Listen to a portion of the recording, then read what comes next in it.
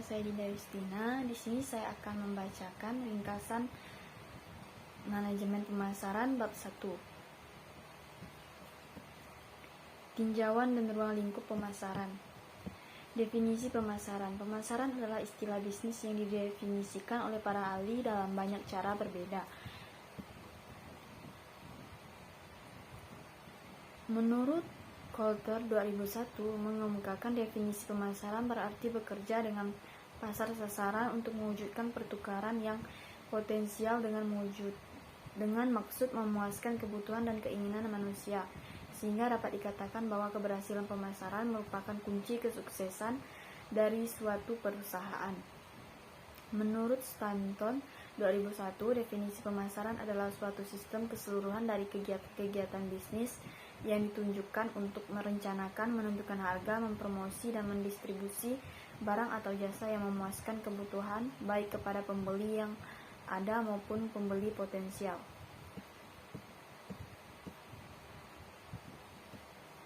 Menurut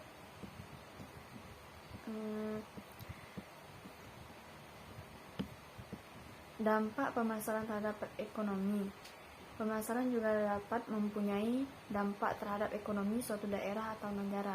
Peran pemasaran sebagai agen katalistik dapat dilihat dari pertumbuhan produk domestik bruto (PDB).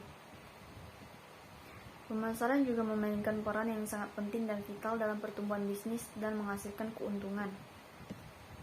Konsep manajemen pemasaran. Meskipun selama beberapa dekade banyak literatur telah berulang-ulang kali menekankan pentingnya mengadopsi filosofi konsep pemasaran.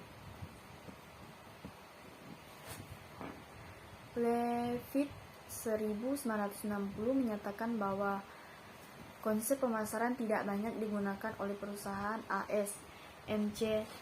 Namara 1972 menemukan bahwa perusahaan yang memasarkan barang konsumsi dan perusahaan besar di AS telah menggunakan konsep pemasaran dibandingkan dengan perusahaan industri dan kecil. Menurut Ogunmokun dan Fitzroy 1995, dalam melaksanakan pekerjaan pemasaran, suatu organisasi dapat menggunakan salah satu atau kombinasi dari filosofi atau konsep berikut yang digambarkan Kotler sebagai 1. Konsep produksi, 2. Konsep produk, 3. Konsep penjualan, 4. Konsep pemasaran, dan 5. Konsep pemasaran sosial Kotler. Konsep pemasaran atau filosofi manajemen pemasaran mengacu pada filosofi yang digunakan oleh bisnis untuk mengarahkan upaya pemasaran mereka. Yang berikutnya, konsep produksi. Konsep produksi adalah salah satu konsep bisnis tertua. Ini telah muncul pada awal abad ke-20 di AS. Menurut konsep ini, pelanggan lebih memilih produk yang murah dan mudah didapat, dijangkau di pasar, tak jenuh. Dasar dari konsep ini adalah penekanan pada biaya produksi yang rendah, efisiensi produksi yang tinggi, dan produksi massal. Volume produksi yang besar, singkatnya sejumlah besar barang termurah.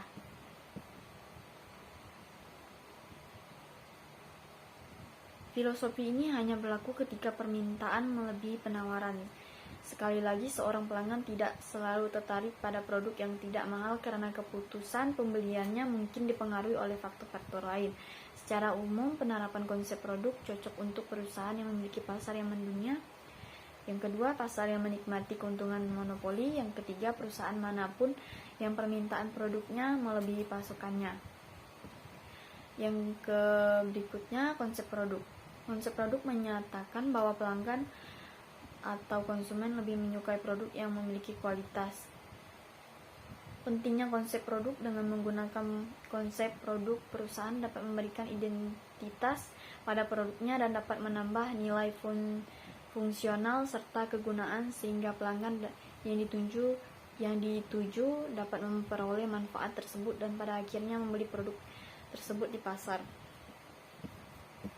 Contoh konsep produk. yaitu Apple, adalah salah satu perusahaan yang sangat menggarap konsep produk untuk memberikan produk terbaik pada konsumennya. Keuntungan dan kerugian konsep produk yaitu inovasi lebih banyak menggunakan konsep produk karena perusahaan menjamin untuk membuat produk yang lebih baik yang mengarah pada inovasi dan penemuan yang baik untuk semua orang. Kekurangannya menghasilkan produk mahal untuk kebutuhan dasar karena semua produsen berusaha memberikan produk terbaik kepada pelanggan meskipun permintaan dapat dipenuhi.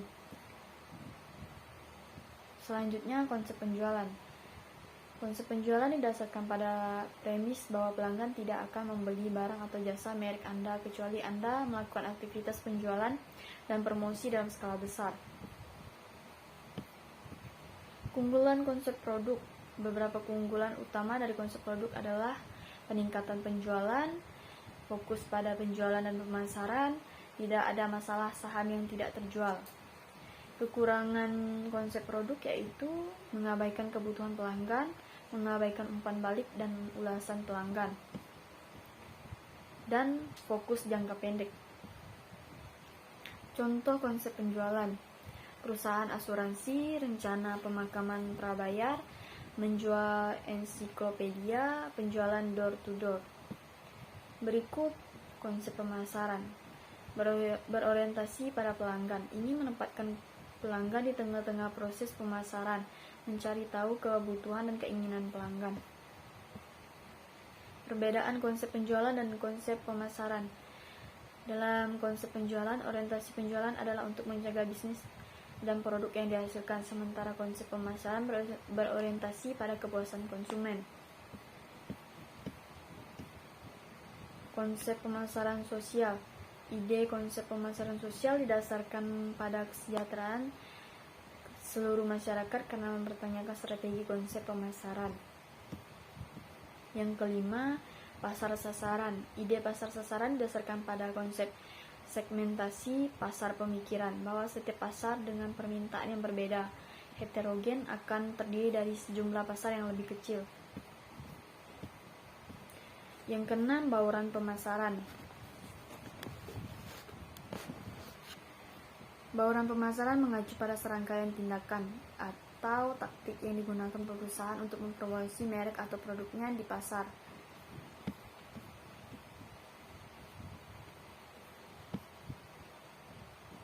Tugas utama pemasaran yaitu mengembangkan strategi dan rencana pemasaran. Yang kedua, membuat sistem informasi pemasaran. Yang ketiga, bangun hubungan pelanggan. Yang keempat, bangun merek yang kuat. Yang kelima, tentukan bauran pemasaran. Yang keenam, memberikan nilai. Yang ketujuh, komunikasikan nilai. Yang kedelapan, ciptakan pertumbuhan jangka panjang. Yang kesembilan, implementasi dan pengendalian. Sekian dari saya, terima kasih.